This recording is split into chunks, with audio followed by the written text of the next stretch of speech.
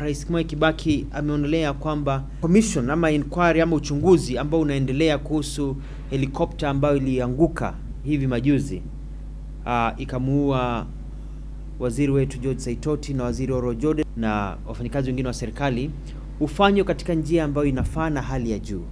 Kwa hivyo amesema ile ilivyokuwa imeundwa kama just a public inquest, ameipandisha cheo iwe ni kama commission of inquiry, imepewa nguvu zaidi za kisheria ndio iweze kufanya kazi ambayo ni mwafaka kabisa.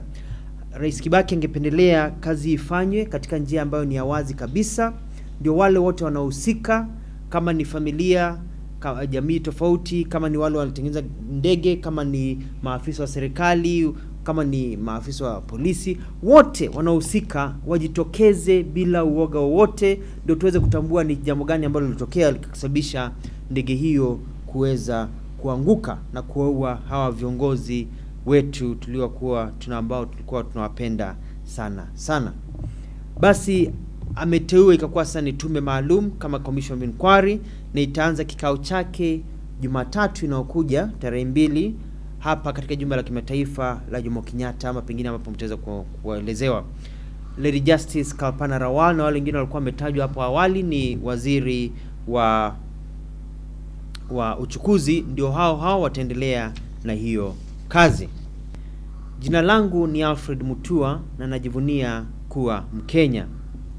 Wakenya wenzangu, popote ulipo na popote mlipo, naomba tusikizane.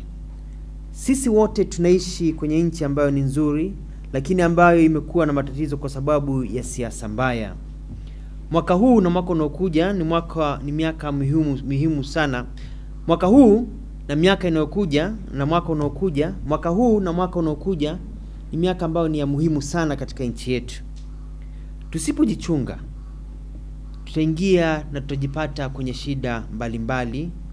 Kwa hivyo naomba Wakenya popote mlipo, lazima kwa wakati huu tuamue, sisi wote kama Wakenya tuamue kwamba tutahimiza amani, kuwasiliana na kufanya kazi pamoja bila chuki na fitina. Siasa za ukabila, fujo na fitina zinatuharibia nchi yetu na maisha yetu. Tukumbuke jambo fulani, ya kwamba haijalishi ulizaliwa wapi, kama ulizaliwa bara ama pwani ama kaskazini ama kusini, haijalishi wewe ni kabila gani, wewe ni Mkenya. Haijalishi wewe ni mwanamke au mwanaume, wewe ni Mkenya. Haijalishi wewe ni umri gani, wewe ni Mkenya. Na una haki ya kuishi na kutembea na kufanya kazi popote pale katika nchi yetu. Lazima tukatae kasumba mbaya ya kuharibu nchi yetu na tushikane mikono kama Wakenya kwa amani na desturi za kupendana kama ndugu na dada, ndio tuijenge nchi yetu. Vijana wote walio katika nchi yetu na vijana wote kama mimi tunajua kwamba maisha yetu yako mbele yetu. Hatutaendelea na kuwa na ufanisi na riziki ikiwa hatutakuwa na amani. Tudumishe amani ndio tujivunie na tuendelee kujivunia kuwa Wakenya. Kwa lugha ya Kimombo, my name is Alfred Mutua and I'm very proud to be Kenyan. And I'm asking all Kenyans that you give me a minute. Our country has undergone many changes in the last few months, but as our country is also undergoing a lot of changes in the next few months. We have faced many problems in the near past because of the violence that we saw. This year, next year will be very important to our country. And it is very important that at this juncture that all of us as Kenyans, we decide to embrace peace and to practice peace. We need to learn to live together as Kenyans, humbly working together without judging each other. It does not matter where you are born. It does not matter what tribe you are. It doesn't matter whether you're a man or a woman. It doesn't matter what you do. You are a Kenyan. And you have a right to live and to work and to travel anywhere in this country. May it be in the north, the south, the coast, the Rift Valley, anywhere in this country, because you are a Kenyan. Bad politics have given us bad violence. It's not that there's any good violence, but bad politics have given us violence. And Kenyans are afraid of violence. What we are saying is that let us join hands as Kenyans and let us shun violence and decide to live in harmony, respect each other, and tell politicians that are perpetuating violence, that their days are numbered. Kenyans want peace and to be able to work together. Let us remember also that young people of this country, myself included, our future is ahead of us, not behind us. Our future is ahead of us, not behind us.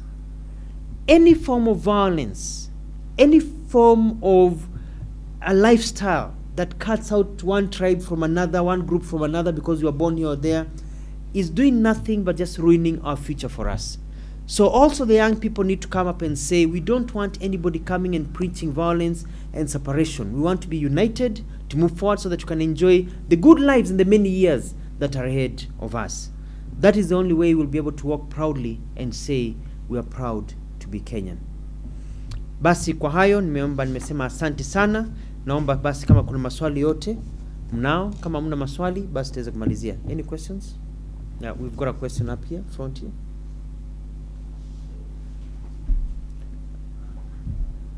Just I think they're getting the microphone. But go ahead. Yes. What makes this commission my second question is, how confident is the government that the truth about the crash will be known? Okay. Now, your name again was? Mohammed Yusuf, Voice of Mohammed America. Yusuf, Voice of America. You're asking how different is this commission from the other commissions?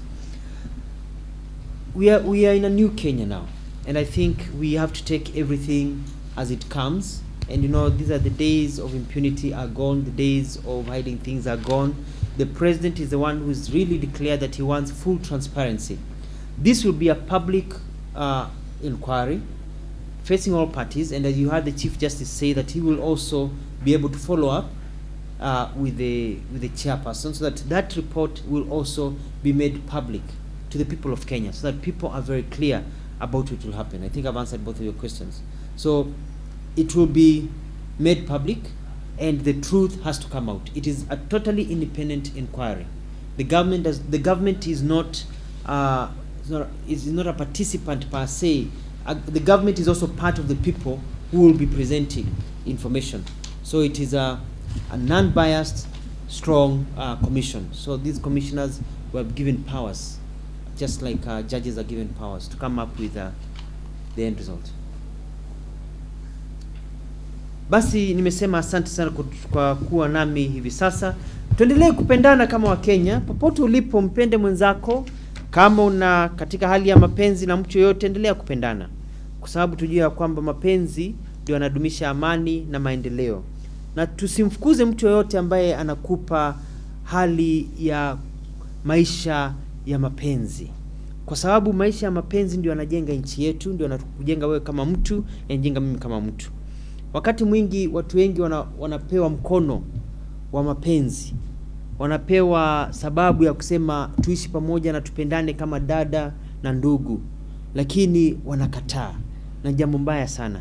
Kama mtu amekuja kwako amekwambia umenikosea, nimekukosea, tusameheane, tuishi pamoja, tuendelee vizuri, usikatae, kwa sababu pengine huo ujumbe umetoka kwa Mwenyezi Mungu, na ukikataa basi pengine siku zijazo utaangalia nyumba, utalia, utajiuliza kwa nini nilikataa. Kwa sababu kuna mambo mengine yanatoka kwa roho, yanaletwa na Mwenyezi Mungu, lazima tukubaliane. Hiyo tu ndio njia. Mtu akikwambia inuka umchape mwenzako, umpige mwenzako, umtukane kwa sababu ni kabila fulani ama nyingine, ama amefanya hivi, ndio tuwezeshe si wenyewe kusema la, tumekataa, sababu tunapendana na tunaishi katika hali ya amani na maendeleo. Nimesema asante, na Mola aendelee kuwabariki. Shukran.